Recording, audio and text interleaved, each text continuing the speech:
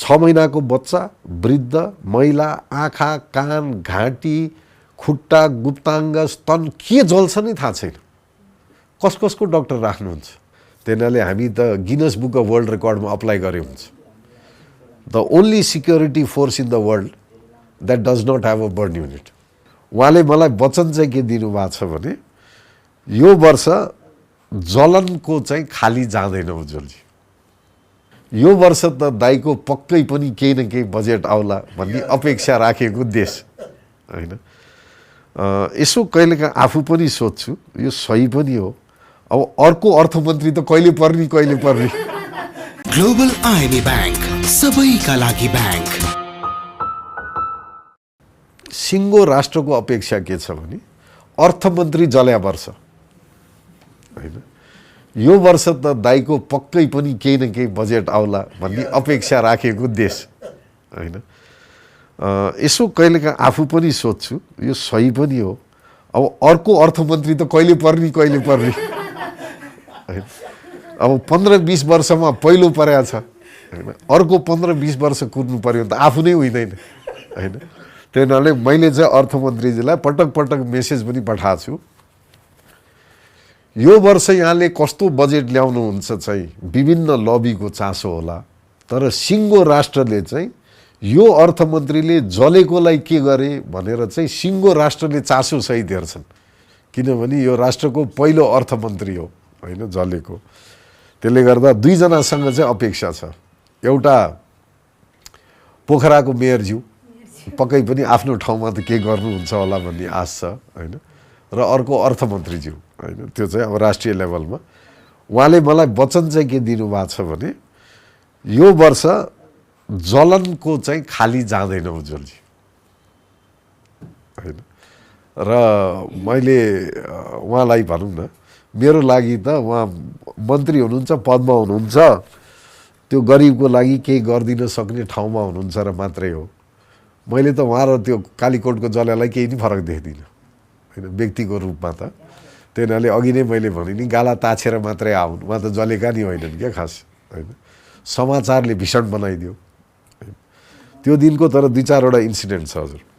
सशस्त्र प्रहरी, नेपाल प्रहरी र नेपाल आर्मी जहाँ पनि भनौँ न यस्ता घटना हुँदा जाने, तिनटैका अस्पतालमा छैन जलन।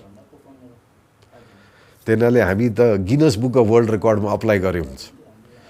The only security force in the world that does not have a burn unit. डोल्पामा आर्मी जले, डडेलो निभाउनलाई हाम्रो व्यापक ठुलो हतियार त्यही स्याउला हो। प्रहरी जल्छन्, सशस्त्र जल्छन्, जल्छन्, आउने अस्पताल त्यही हो हैन। आर्मी स्कुलभित्र बच्चा जल्यो, आर्मीले 1 रुपियाँ पनि तिर्दैन। आर्मीसँग कुस्ती खेल्न पनि सकिँदैन हैन। मानवता त कहीँ पनि बाँकी छैन हजुर। हेलिकप्टर उडिसकेपछि फोन आउँछ, 5वटा सैनिक जल्या छन्, कहाँ ल्याउने हजुर भनेर। कहाँबाट ल्याउनला भने हेलिकप्टर हावामा छ भन्छन्। किनभने त्यतिन्जेल के पत्ता लाग्यो भने हाम्रो अस्पतालमा त ठाउँै रहेछ भनेर। त्यसैले जुन सिक्युरिटी फोर्सलाई जस्तो उर्लाबारीमा 4 जना प्रहरी पर्या हुन् हैन, आज पनि उहाँहरूको बिजोग छ। किनभने जलनको उपचार लाइफ लङ हो, कहिले पनि सकिँदैन। माइनर बर्नमा होइन, मेजर बर्नमा त लाइफ लङ कहिले पनि सकिँदैन। आज डिस्चार्ज हुनुभयो कि भएन थाहा छैन। हाम्रो चन्द्र भण्डारीजी मुम्बई सकाएर आएपछि 7 चोटि भर्ना भइसक्नुभयो। अहिले पनि अपरेसन थियो, अस्ति 5वटा गरे हो हैन। उहाँको अब आजीवन हो, कहिले पनि त्यहाँबाट मुक्ति पाउनुहुन्न।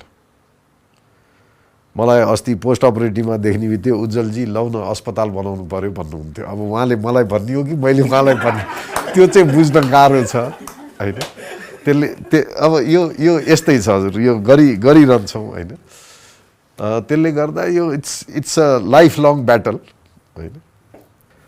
उहाँलाई हामीले रिक्वेस्ट गरेका छौँ पटक गएर, जलन अस्पतालका डाक्टरहरू हामी सबै गएर जे जस्तो अवस्थामा भए पनि हामी अस्पतालमा टहरा बनाएर भए नि चल्छौँ। त्यसले गर्दा नेपाल सरकारको योपालिको बजेटको ध्यान जलन अस्पताल बनाउने भवनतिर नजाओस्, जलन अस्पतालमा चाहिने उपचारको खर्च दियोस्। दोस्रो, टोल टोलमा चोक चोकमा जलन अस्पताल खोल्छौँ भन्ने उहाँको दुर्घटना पछिको यहाँ राजनीति सुरु भयो। यो सरासर गलत चिज हो। त्यसको कारण म यहाँलाई भनिदिन्छु। यदि अहिले अस्पताल जानुभयो भने 6 महिनाको बच्चा, वृद्ध, महिला, आँखा, कान, घाँटी, खुट्टा, गुप्ताङ्ग, स्तन के जल्छ नै थाहा छैन। कस कसको डाक्टर राख्नुहुन्छ?